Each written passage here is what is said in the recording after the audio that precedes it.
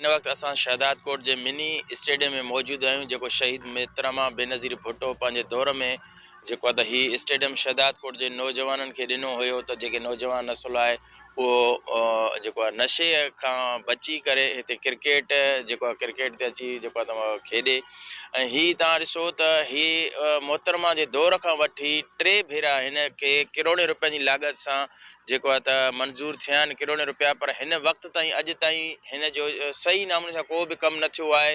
मुसलसल ठेकेदार पंहिंजी मनमानी करे हुकूमत खां जेको बजट अचे थी उहा जेका वञनि ऐं हिते को बि कमु न थियो आहे। तव्हां ॾिसो त जेके 2,80,00,000 जे कुझु महीना अॻु जेको आहे त हिन जो जेको टेंडर थियो हुयो उन में छबर कमरा वाशरूम वग़ैरह ऐं टांकी पाणी जूं जेको आहे त हिननि खे ठहिराइणियूं हुयूं, पर ठेकेदार जेको आहे त उहे पंहिंजा खाई पैसा विया। तव्हां ॾिसो त हीअ वारी आहे, हिन वक़्तु हिते को बि नौजवान या क्रिकेट जा जेके रांदीगर आहिनि उहे खेॾण कान अचनि था।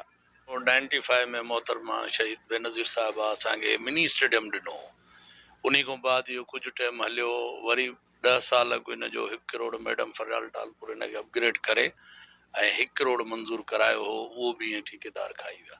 उन खां बाद हींअर 2 साल अॻु हिन जो 3 करोड़ मंज़ूरु थिया, जेके हींअर उन्हनि सिर्फ़ु मिटी लाथी आहे, ॿियो कोई कमु कोन थियो आहे। 2 सालनि में इहो तबाह ऐं बर्बाद आहे।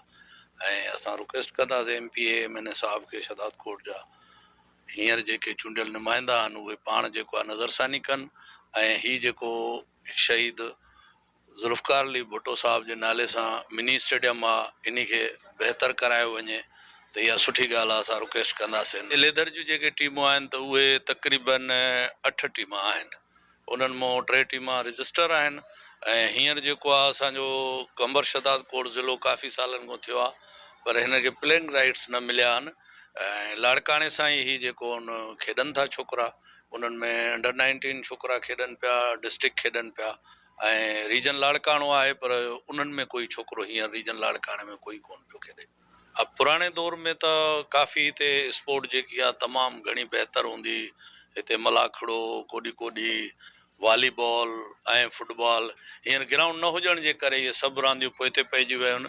ऐं बहितर आहे त तवजो ॾिनो वञे ऐं ग्राउंड ठाहिराया वञनि त मंशात खां ॿियनि बुराइनि खां जेको आहे नौजवान बचे त बहितर आहे। बाक़ी टीमूं अचण में असां वटि बलोचिस्तान जो बॉर्डर आहे ऐं तक़रीबन पूरे बलोचिस्तान जूं टीमां हींअर सर्दियुनि में टूर कंदियूं आहिनि, जेके हिते मैचिस खेॾंदियूं आहिनि। उन में फुटबॉल जी बि 2 क्लबूं आहिनि असां वटि हींअर बतल, पुराणे दौर में 5 क्लबूं हूंदियूं। स्पोर्ट असां वटि हींअर बि थिए पई, पर तमामु थोरा प्लेयर आहिनि, ग्राउंड न आहिनि। इन जे करे ग्राउंड जे ठाहिराया वञनि त अञा रांदि बहितर थी सघे थी, सुठा सुठा प्लेयर साम्हूं निकिरी सघंदा शहदादकोट। गाना स्टेडियम जो हिन महिल असां हिते ॾिसी सघो था कैमरा जख में त तक़रीबन 50 खां 60 टीमूं आहिनि। ऐं शहदादकोट शहर खां त 3-4 किलोमीटर परे अची हिते खेॾूं था बाइकनि ते, हिन हुन ते ख़र्चो करे। और हिते बि कोई सहूलियत न आहे न वेहण जो न पाणी जो। हे 7-8 लख आबादी जो शहर आहे, हुनखे हिकु स्टेडियम ई न आहे। हिकु स्टेडियम जेको असांखे शहीद ज़ुल्फ़कार भुट्टे जे नाले सां स्टेडियम ॾिनो वियो मोहतरमा जे दौर में। ऐं अॼु बि PP जो हुकूमत आहे, लेकिन 2-3 दफ़ा हुनजा टेंडर पास थिया आहिनि, पैसा आया आहिनि 3-4 करोड़, उहे बि जेके असांजा ठेकेदार आहिनि महिरबानी करे उहे खाई विया आहिनि। और उनजे बावजूदि असां हिन महिल जेतिरा बि दोस्त आहिनि 20 खां 25 लेदर जूं टीमूं आहिनि, हार्ड टीमूं जेके तमामु बहितरीनु क्लबूं आहिनि, जेके सिंध बलोचिस्तान टीमूं खेॾंदा आहिनि। और टेंट्स जूं त लॻा त कम से कम 100 टीमूं आहिनि। अॼु हे ग्राउंड आहे जंहिंखे असां बादशाह चऊं था, शहदादकोट खां 5-6 किलोमीटर परते आहे। उन खां अलावा हिकिड़ो बाईपास ते ॿियो ग्राउंड आहे, उते बि 10-15-20 टीमूं खेॾनि था। मतिलबु मुख़्तलिफ़ छोकिरा पंहिंजे मदद पाण वञी केणूं करे कलरनि ते रांदि खेॾूं था, न पाणी आहे न कोई बि सहूलियत न आहे। असांखे अफ़सोस आहे सिंध हुकूमत ऐं PP जी हुकूमत ते त हेतिरो मोहतरमा जो हल्को आहे, उन स्टेडियम मंज़ूरु थियल आहे ज़ुल्फ़कार जे नाले सां। शहीद ज़ुल्फ़कार भुट्टे जे लाइ त वॾा ॻाल्हियूं कनि था, उन नाले सां हिकिड़ो स्टेडियम मंज़ूरु आहे, उनखे पास थिए थो टेंडर, उनजा पैसा जेके असांजा ज़ालिम ठेकेदार आहिनि उहे खाई था वञनि। अफ़सोस जी ॻाल्हि आहे, जंहिंखे असांखे हुन चयो PCB असांखे वॾा ख़्वाब ॾेखारियो, तव्हांखे PCB ग्राउंड ठाहे ॾींदासीं। PCB त ठहियो, पर 3 साल असांजो क्रिकेट तबाह लॻो पियो आहे, ख़ासि करके हार्डबॉल जो। न त असां टूर्नामेंट कराईंदा हुआसीं शहीद ज़ुल्फ़कार भुट्टे जे नाले सां कराईंदा हुआसीं, जंहिंमें बलोचिस्तान जी टीमूं ईंदा, सिंध खां टीमूं ईंदा, उहे सभु हिते खेॾंदा ऐं उनजो ई नालो हूंदो। लेकिन अफ़सोस जेके नौजवान आहिनि, सुठा छोकिरा आहिनि, खेॾंदड़ आहिनि, अॻिते वधण जो उन्हनि में सलाहियत बि आहे, मगर ग्राउंड न हुजण जे करे उहे ज़ाहिर ई नथा थियनि।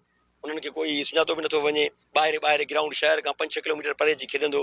हे त असां फिटनेस जे करे इन शइ जे करे खेॾूं था, न त क्रिकेट में कुझु बि न आहे। हिते घणेई टाइम खां ॾिसो था नौजवान असां जेके बि आहियूं ग्राउंड जे करे ॾाढा तकलीफ़ूं असां फेस कया आहिनि, छो जो असां पहिरीं ॻाल्हि त हितां जी क्रिकेट तमामु सुठी क्रिकेट आहे, बट इन्हनि खे छा आहे फैसिलिटी न आहे हितां खां असां कंबर में बि न आहे, लारकाने वञूं था असां जहिड़े नौजवाननि खे उते इग्नोर कयो थो वञे। इग्नोर इन लाइ जो उहे पंहिंजे शहर वारनि खे अॻिते कनि था, असांखे न। असां ॾिसो हिते प्लाट आहिनि माण्हुनि जा, जंहिं टाइम उन्हनि जो दिलि चए हर काए वञनि, जंहिं टाइम दिलि चयनि ग्राउंड खे ख़राबु करे हलिया वेंदा आहिनि। मेन प्रॉब्लम छा आहे, असां वटि ग्राउंड जो आहे। स्टेडियम हुयो असांजो ग्राउंड, उनजे लाइ बजट आयो, लेकिन को बि कमु न थियो 2 साल 3। उन खां बावजूदि प्लेयर्स सभु क्रिकेट वारा गॾिजी थी करे ग्राउंड सेट करे हाणे उते क्रिकेट स्टार्ट कयो अथऊं। नौजवान आहे, हिकु तालीम सां गॾोगॾु स्पोर्ट्स जी फैसिलिटी हुजणु लाज़मी आहे कंहिं शहर में। असांजे शहदाद कोट में अलहमदुलिल्लाह टैलेंट आहे, सुठा प्लेयर आहिनि, बट उन्हनि खे फैसिलिटी न आहे त उहे कीअं टैलेंट शो कनि, नथा करे सघनि। असां जहिड़ा प्लेयर ॿिया असांजा सीनियर्स आहिनि जेके उन्हनि जी क्रिकेट ज़ाया थी वई आहे। असांजे शहर में पहिरियां त ग्राउंड असां वटि स्टेडियम हूंदो सही हूंदो त असां टूर्नामेंट जॾहिं कराईंदा हुआसीं त घणनि ई शहरनि खां सिंध बलोचिस्तान टूर्नामेंट थींदा हिते, उस्ते मोहम्मद खां सिंध जा तक़रीबन दादू हैदराबाद एॾां खां प्लेयर्स ईंदा आहिनि हिते। हाणे छा आहे, का फैसिलिटी हिते न आहे। कंहिं प्लेयर खे अगरि चऊं था, कंहिं सुठे प्लेयर खे अगरि चवंदासीं त इनवाइट कयूं था, उहे अचनि नथा। त ग्राउंड तव्हां वटि सही न आहे, ऐं ग्राउंड हूंदो त असां उन्हनि खे इनवाइट कंदासीं न। ग्राउंड जी फैसिलिटी बिल्कुलु बि न आहे हिते। एजुकेशन खां पोइ स्कूल खां ॿार वञी होटलनि ते वेही बसि टाइम ज़ाया करे उहे घर वेंदा आहिनि, ॿिए कंहिं नशे पते में हलिया वेंदा आहिनि। अगरि ग्राउंड असां वटि सुठा हूंदा, असां नौजवाननि खे सीनियर असांखे उते अकेडमीज़ हूंदा। तव्हां ॾिसो लारकाना में हैदराबाद दादू छो असांखां अॻिते आहिनि, उते अकेडमीज़ आहिनि। शाम जे टाइम जीअं एजुकेशन पढ़ाए करे उते उतां जा स्टूडेंट वेंदा आहिनि अकेडमी, अंडर 18 अंडर 19 में ट्रेंड थी करे उहे अॻिते हलिया वेंदा आहिनि रीजन लेवल ते। असां वटि अहिड़ो को नालो हिते आहे बि न। मेन मसइलो छा आहे, ग्राउंड न आहे असां वटि। जेके हितां जा हुकुमरान आहिनि उन्हनि खे का टेंशन ई न आहे, उहे ईंदा आहिनि 4 साल 3 साल खां पोइ वोट वठी उहे हलिया वेंदा आहिनि। उन्हनि खे का टेंशन न आहे त कंहिं ॿार खे कंहिं स्टूडेंट खे कंहिं प्लेयर खे हितां कढी करे असां ॿाहिरि प्रोमोट कयूं। असांजे शहदाद कोट जो नालो थींदो, उन्हनि जो ई नालो थींदो, कंहिं प्लेयर हिकिड़े जो नालो न थींदो आहे।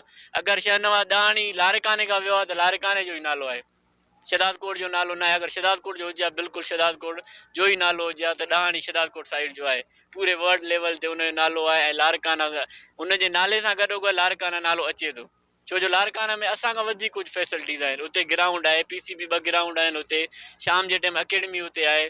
त इहे वॾा इशूज़ आहिनि असां वटि हिते। गुलज़ार अहमद चांडियो, कोशिश डिजिटल, शहदाद।